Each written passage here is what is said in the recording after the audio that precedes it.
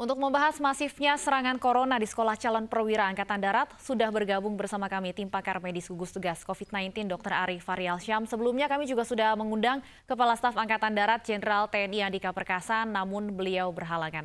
Selamat sore, Dr. Ari Faryal. Ya, selamat sore. Baik, Dr. Ari, sebelum kita memulai dialog, kita akan dengarkan terlebih dahulu keterangan dari Kepala Staf Angkatan Darat Andika Perkasa yang menyatakan ada lebih dari 1.200 calon perwira di secapa Angkatan Darat yang dinyatakan positif COVID-19. Jumlah, jadi kalau rekan-rekan sekalian menanyakan jumlah dari pasien yang positif COVID-19 di Sekolah Calon Perwira Angkatan Darat total 1.280. Dari 1.280 itu 991 adalah perwira siswa.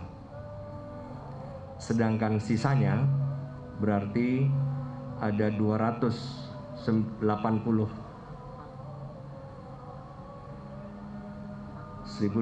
berarti 289 itu adalah staf atau anggota dari Sekolah Calon Perwira Angkatan Darat beserta keluarganya. Terhitung ada 6 anggota keluarga di antara 289 itu. Dan dari sini saya akan menuju ke Pusat Pendidikan Polisi Militer di Cimahi untuk melihat 101 prajurit kami yang juga positif COVID-19. 101 itu terdiri dari 25 staf dan anggota dari Pusat Pendidikan Polisi Militer sendiri, sedangkan 76 adalah siswa. Ya, pemirsa, ada 1.280 perwira yang terinfeksi COVID-19. Kita tanyakan ke Pak Ari. Pak Ari, ini tes dilakukan, tapi hasilnya tidak hanya 1-2 orang, tapi langsung mencapai ribuan orang. Tanggapan Anda? Ya, pertama ini yang kita bilang bahwa ini memang kita menemukan klaster baru ya, kebetulan ada di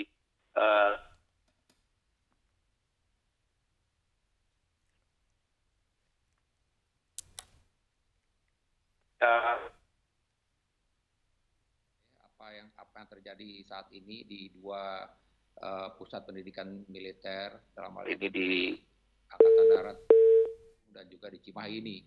Jadi ya sekali lagi ini menjadi pelajaran buat kita semua begitu, bahwa memang begitu mudahnya infeksi ini menular dari satu orang ke orang lain apabila kita tidak memperhatikan protokol kesehatan.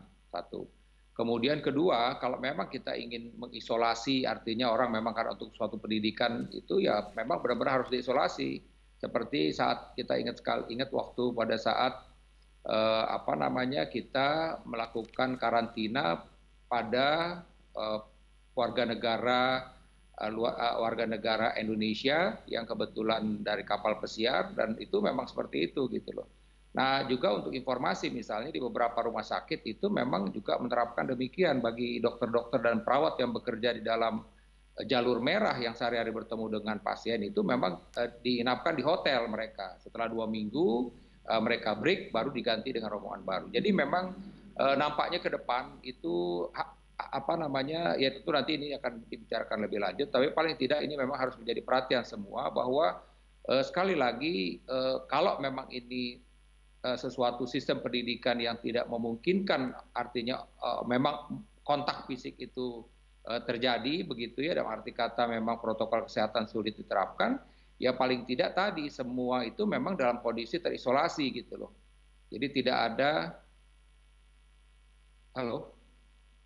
Ya, baik, seperti apa kemudian langkah pengereman yang harus dilakukan? Sebelum dijawab, Pak Ari, kami juga punya informasi pemirsa bahwa mayoritas calon perwira Angkatan Darat yang positif COVID-19 masuk dalam kategori gejala ringan. Dari 17 yang dirawat di Rumah Sakit Dustira, 1 dinyatakan negatif. Adapun 16 yang masih positif tidak merasakan gejala apapun.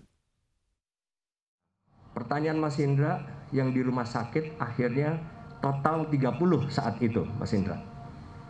30, tetapi semua masuk kategori ringan.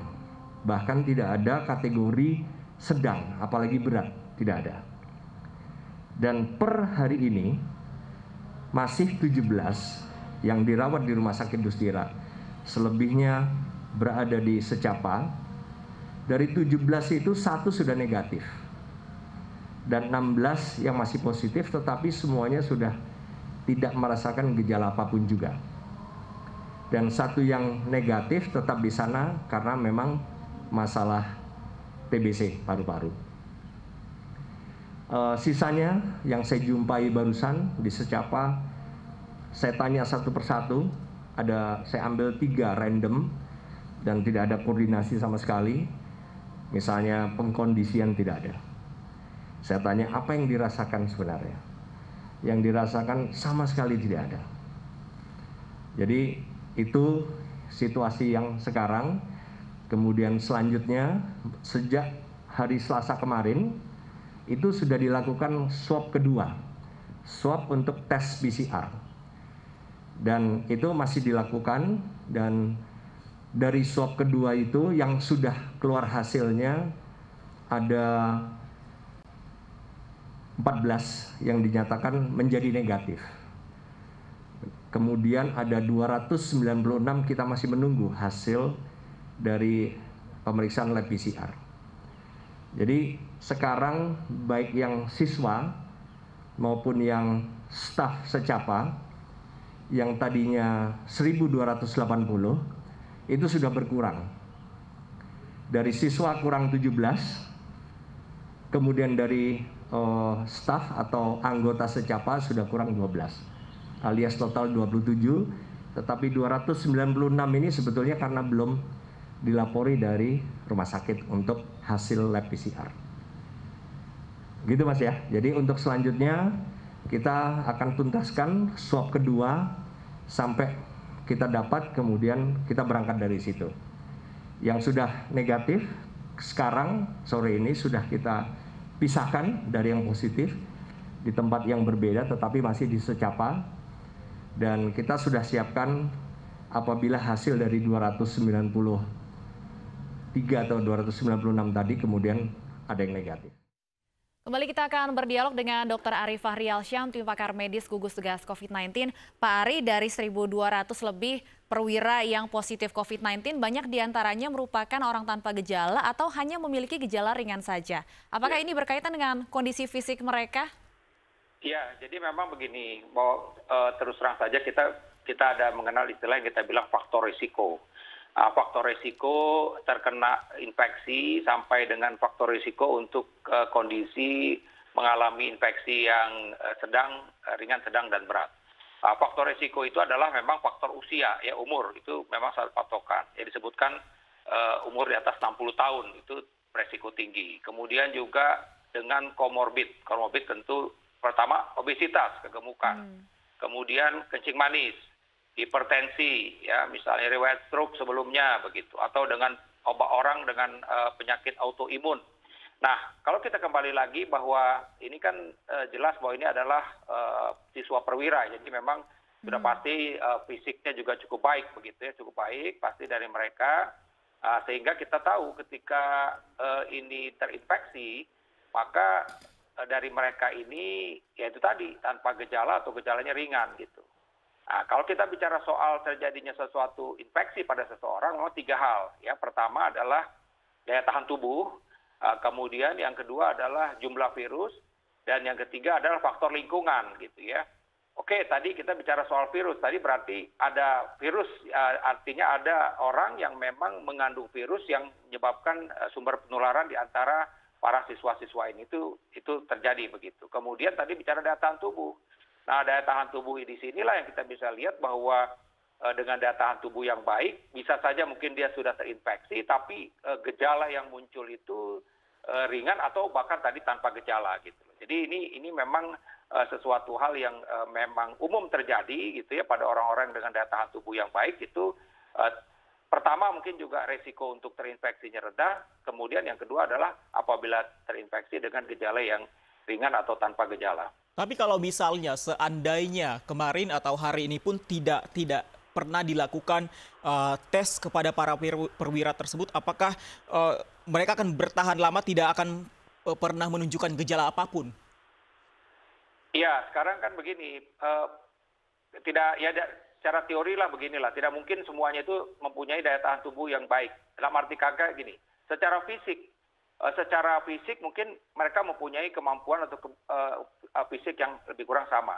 Tapi bicara soal daya tahan tubuh belum tentu. Jadi pertama bilang tadi bahwa daya tahan tubuh kan tadi memang pengaruh dari fisik, tapi juga misalnya faktor stres, kemudian juga istirahat dan makan misalnya. Jadi kalau memang di antara mereka ini tentulah nggak mungkin ada yang tidak punya permasalahan. Jadi mungkin ada permasalahan, stres lagi misalnya, atau mungkin juga karena suatu hal kurang tidur. Nah, ada pasti dari kelompok ini yang memang timbul tadi gangguan kesehatan. Karena sekali lagi ini memang paling tidak pasti akan terdeteksi gitu loh. Karena tadi saya bilang pasti akan ada orang-orang yang memang ini kan kelompok besar soalnya.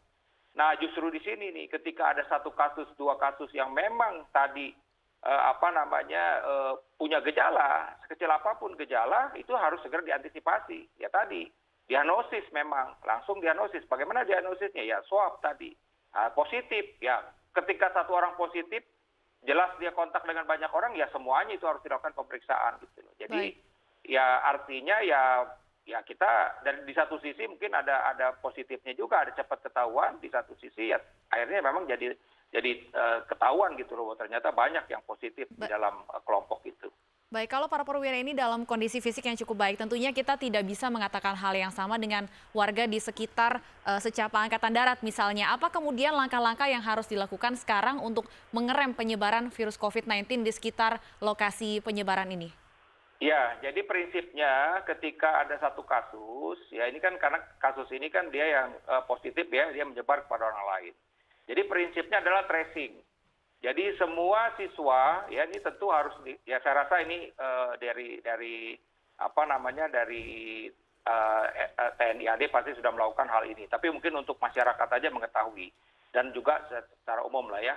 Jadi ketika ini memang ada satu kasus yang positif, maka dia harus mencatat di dalam 2 minggu terakhir itu ya seminggu minimal atau kalau bisa dia trace dalam 2 minggu itu kontak dengan siapa aja. Kontak dengan siapa aja dan dia berada di mana saja. Ya kalau perlu dalam bentuk waktunya, time-nya itu lebih ketat gitu loh. Jadi kalau perlu jam ya waktu. Nah dari situ itu yang harus di tracing. Nah ketika dia berinteraksi keluar, misalnya dia kemana dia keluarnya? Ya ke rumah penduduk misalnya, di mana tempatnya misalnya. Nah ini nanti saya rasa kalau untuk urusan militer tentu ini ditangani oleh TNI. Okay. Tapi ketika ini ada di masyarakat, maka ini adalah tugas pemerintah setempat, ya dinas kesehatan. Ya, tapi sekarang begini, ya kan masyarakat cemas begitu ya. Tapi sekarang begini, prinsipnya adalah ada nggak yang kontak langsung? Karena sekali lagi penular itu juga nggak, dalam tanda petik nggak mudah juga kalau kita berjauhan atau bersebelahan rumah tapi juga tidak pernah kontak, tidak juga kita gampang menular ya. Menularnya mesti kontak langsung gitu loh. Oke, selain tracing ini, seperti saya bilang di awal tadi Pak Ari, bahwa yang positif ini tidak hanya puluhan atau ratusan, tapi mencapai ribuan orang. Sementara tadi Pak Kasat, Andika Perkasa mengatakan bahwa yang positif sudah dipisahkan. Cukupkah langkah tersebut atau institusi ini harus aktivitasnya ditutup sementara atau bagaimana? Ya, ini kan kita terus terang ini udah wewenangnya TNI. Ya kita tidak tahu apa yang ini kan dalam proses pendidikan. Tentu kita juga membutuhkan tentara-tentara nasional yang memang siap untuk mengabdi bagi bangsa dan negara. Jadi saya rasa saya tidak bisa lebih jauh lagi untuk mengomentari karena itu mereka yang tahu bagaimana mereka mengatur. Tapi saya sih paham bahwa mereka juga tahu bagaimana memanage masalah ini gitu loh. Ya, yang penting adalah tadi ya prinsipnya adalah betul tadi Pak Kasat tadi bilang bahwa ini memang harus dievaluasi terus sampai dinyatakan bahwa yang positif itu menjadi negatif begitu loh. Baik, dan masalah tadi ya saya kembalikan lagi, ini kan sudah institusi TNI gitu ya, tentu mereka punya sistem timingnya dan segala macamnya. Baik Pak Ari, Gubernur Jawa Barat kemudian menerapkan pembatasan sosial berskala mikro di sekitar Kelurahan Hegermanah. Apakah ini efektif untuk mengerem penyebaran? Oh itu udah itu memang itu yang harus dikerjakan. Ya kita harus belajar dari Cina misalnya. Ketika di Beijing masih ada klaster baru, Beijing ditutup dulu. Ya kalau perlu Cimahi ditutup dulu gitu loh. Itu memang langkah yang tepat harus dilakukan. Karena tadi ya kita nggak tahu ya seberapa intensnya kontak antara para siswa perwira ini dengan ada masyarakat di sekelilingnya. Jadi berapa lama sebaiknya penutupan wilayah dilakukan? Ya kita kan mengambil bahwa untuk bicara soal masa inkubasi rata-rata kan kita ambil 2 minggu. Paling tidak 2 minggu harus dikerjakan. Dan dalam 2 minggu ini memang pemerintah Jawa Barat dalam hal ini Dinas Kesehatan memang harus bekerja keras. Para dokter-dokter puskesmas segala macam ya, kemudian juga ya artinya setempat untuk benar-benar memantau bagaimana kondisi kesehatan masyarakat gitu loh. Dan rumah sakit yang ada di sekitar situ pun harus disiagakan.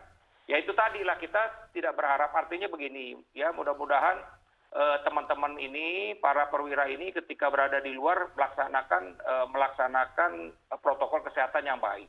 Karena ada satu kasus kita bisa cerita, dia positif, tapi dia menerapkan protokol kesehatan dengan baik, pakai masker, physical distancing, sehingga kasus tersebut tidak menularkan kepada orang lain, padahal dia positif, bahkan dia termasuk moderate COVID gitu loh. Kita tracing semua, keluarganya nggak ada yang positif, teman-teman sekerjanya nggak ada yang positif, kemudian tidak. Ini contohnya, artinya tadi ya ini yang makanya penting oleh masyarakat ya, karena kita tidak tahu lawan bicara ini, teman kita bicara ini positif atau tidak.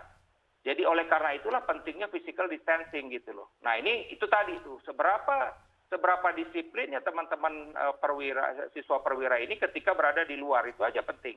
Kalau di dalam saya rasa itu mereka yang tahu, tapi memang dengan kondisi proses pendidikan yang lain segala macam ya kita tidak tahu apa yang terjadi. Tapi yang jelas itu terjadi proses penularan, berarti kontak erat terjadi di situ di antara mereka sehingga jumlah kasusnya banyak gitu. Nah untuk yang di luar tadi itu, tapi sekali lagi begini, yang penting masyarakat tidak perlu panik, tetap menjaga kesehatan, ya isolasi tadi jelas harus dilakukan. Memang PSBB, saya rasa itu langkah yang tepat dilakukan oleh Gubernur Jawa Barat karena itu memang harus segera dilakukan untuk mengantisipasi tadi. Kenapa?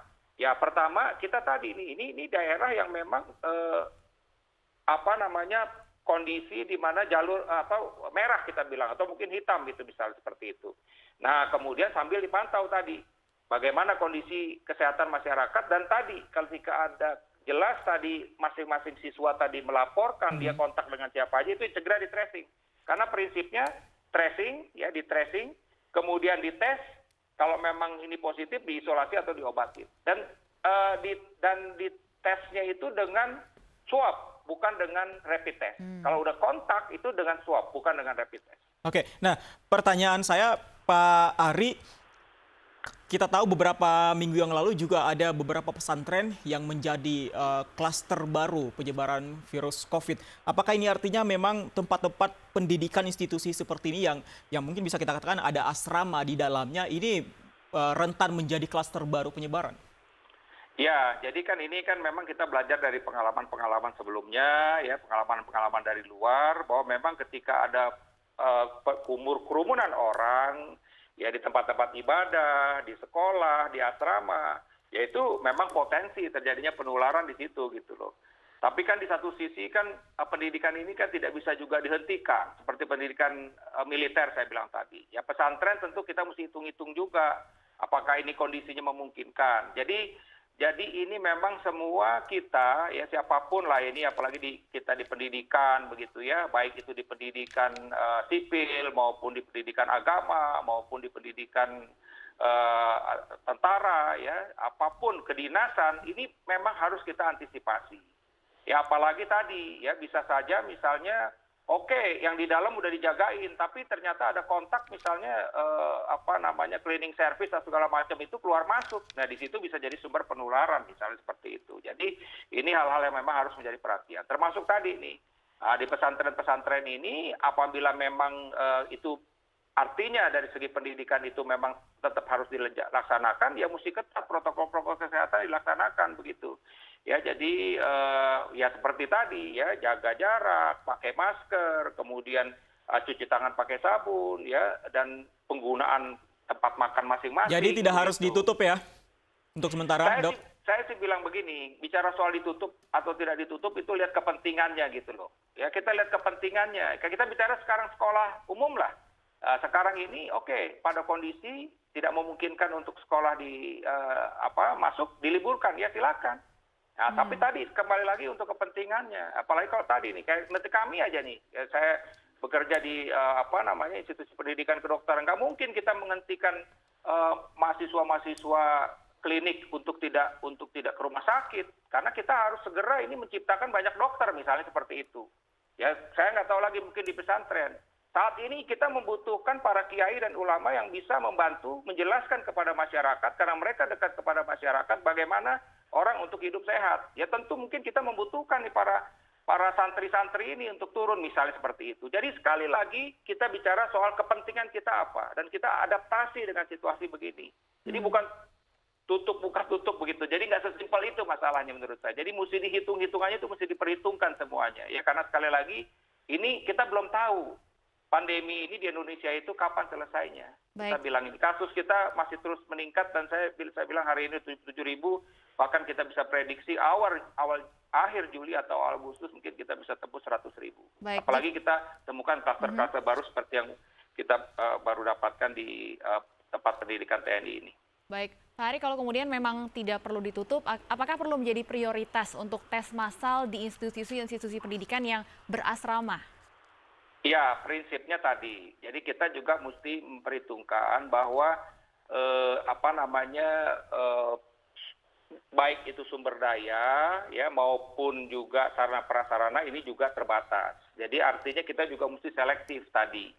Ya, nah kita mesti selektif. Oke lah kita memulai dari tadi pengawasan yang ketat, apakah ada yang sakit atau tidak misalnya. Ketika ada yang sakit mau nggak mau itu harus kita siapkan gitu loh. Karena sekali lagi, kita screening hari ini, kemudian pagi ini misalnya, kemudian sore ini dia tertular, itu siapa yang jamin gitu loh. Nah, tapi ketika ada kasus yang positif itu yang harus kita kejar. Karena disitulah potensi yang positif ini menyebarkan kepada sekitar gitu. Jadi ini memang kita sekali lagi mesti hitung-hitungannya itu mesti bijak gitu loh. Karena kan kita bicara soal sumber daya yang terbatas, kita bicara juga soal sarana prasarana terbatas. Ya ada masa-masanya dulu reagen juga habis misalnya untuk PCR ini, kemudian juga ada yang misalnya vlog swab untuk mengambil sampel dari hidung itu juga kosong misalnya gitu ya, kemudian juga hazmat kita juga kosong misalnya. Jadi ini hal-hal yang memang harus diperhatikan semua oleh masyarakat semua. Jadi sekali lagi tadi, jadi segala sesuatunya mesti diperhitungkan gitu loh, karena memang kita perjalanannya masih panjang dan klaster-klaster masih bisa kita temukan di mana-mana gitu loh, masalahnya begitu. Oke, klaster baru masih bisa ditemukan, kapan saja harus waspada semua pihak. Terima kasih Dr. Ari Fahrial Syam, tim pakar medis gugus tugas COVID-19. Selamat sore Pak Ari.